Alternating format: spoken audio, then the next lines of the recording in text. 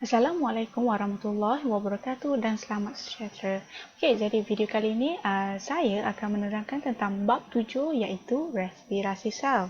So, untuk pelajar tingkatan 4 ini, okey, anda sepatutnya sudah mengetahui sebersedikit mengenai respirasi sel. Sebabnya apa?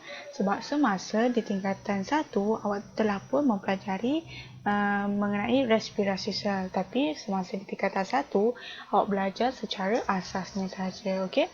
So, untuk tingkatan 4 biologi ni kita akan pergi lebih mendalam. Okey, so kita tengok dulu standard pembelajaran, okey. Okey, standard pembelajaran di mana di akhir pembelajaran murid dapat, okey, dekat sini ada dalam video ni kita tekankan dua standard pembelajaran iaitu yang pertama penghasilan tenaga melalui respirasi sel. Okey, yang kedua adalah respirasi aerob. So kita tengok dulu penghasilan tenaga melalui respirasi sel. Yang pertama mewajarkan keperluan tenaga dalam proses metabolisme. Okay, yang kedua mengenal pasti substrat utama dalam penghasilan tenaga.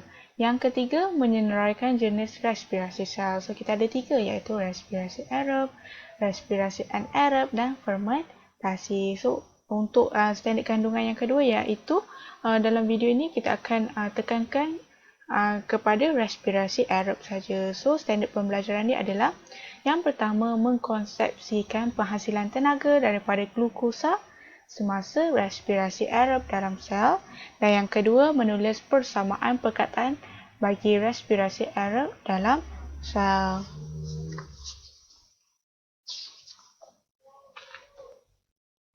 Okey, jadi dalam respirasi aerob ni, okey, kita tengok kepada penghasilan tenaga melalui respirasi sel.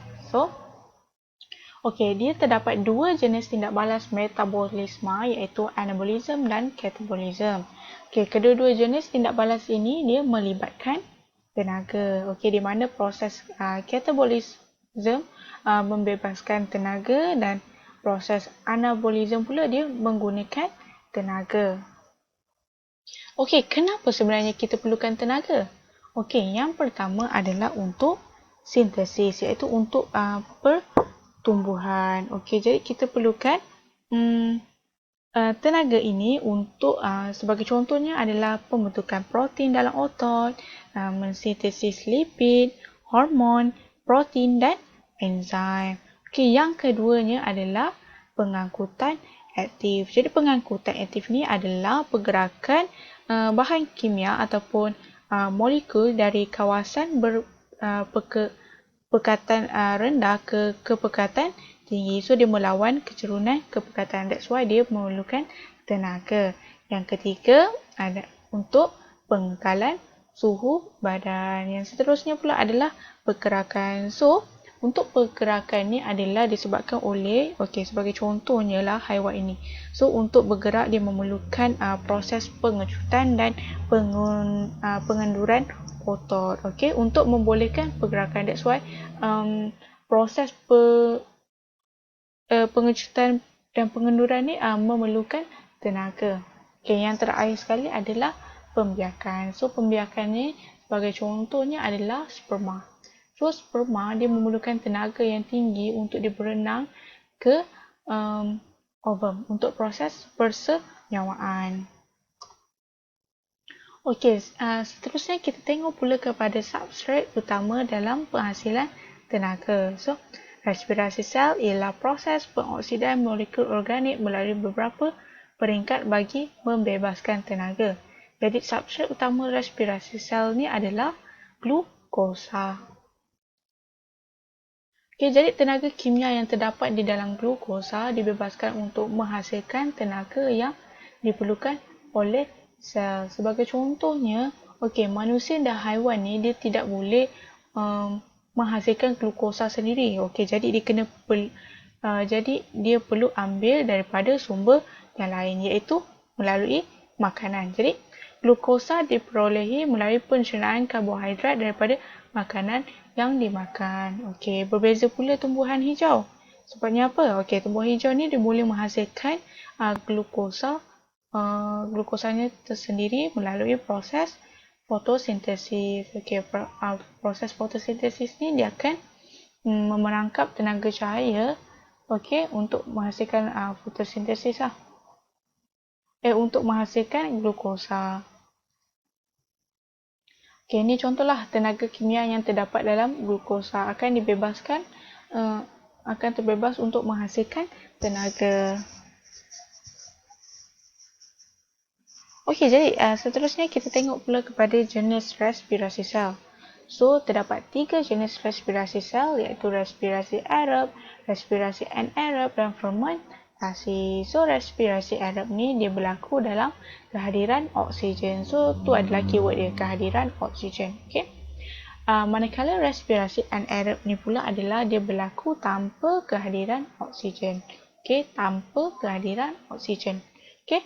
Manakala yang terakhir adalah fermentasi. Okey, fermentasi ni apa? Okey, fermentasi adalah penguraian glukosa tidak lengkap dalam keadaan oksigen terhad. Dan fermentasi ni juga adalah laluan alternatif untuk mendapatkan tenaga selain daripada respirasi sel. So, okey, kita tengok respirasi aerob. Okey, respirasi aerob ni ialah proses penguraian glukosa dalam kehadiran oksigen untuk menghasilkan tenaga kimia. Jadi oksigen digunakan untuk mengoksidakan glukosa bagi menghasilkan karbon dioksida, air dan tenaga. Okay, so kena ingatlah tiga bahan yang dihasilkan iaitu karbon dioksida, air dan tenaga. Okay, ni contoh respirasi aerob dalam sel. So dia dah cakaplah glukosa ni, glukosa dalam sel dioksidakan oleh oksigen. Okey, menghasilkan karbon dioksida, air, tenaga, haba dan ATP. So, ni adalah produk dia. Okey, jadi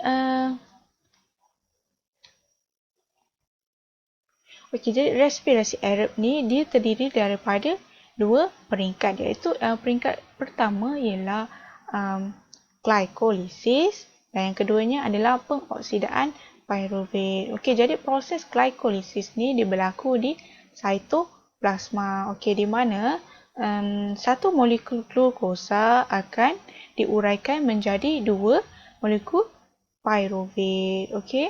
Dan seterusnya, okey, dia akan pergi pula kepada peringkat kedua. Okey.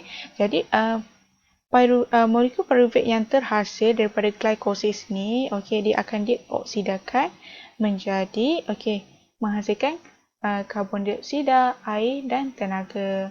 Jadi proses pengoksidan pyruvate ni dia berlaku di mitokondria. Okey.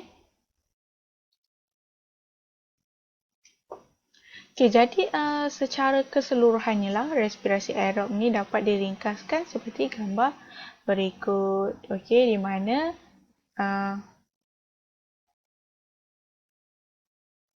molekul ATP akan terhasil apabila kumpulan fosfat tak organik ini ditambahkan kepada ADP.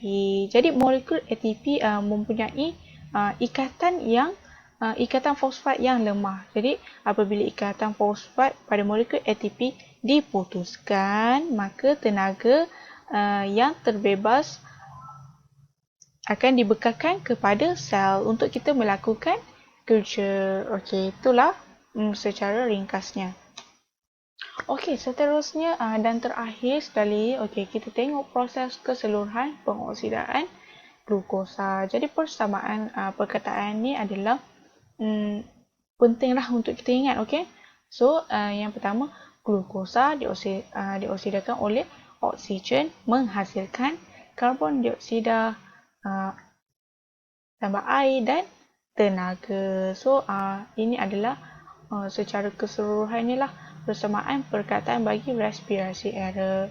So, jadi setakat sini sahaja video bagi tajuk respirasi sel ni. So, kita jumpa untuk video akan datang pula. Okey, terima kasih.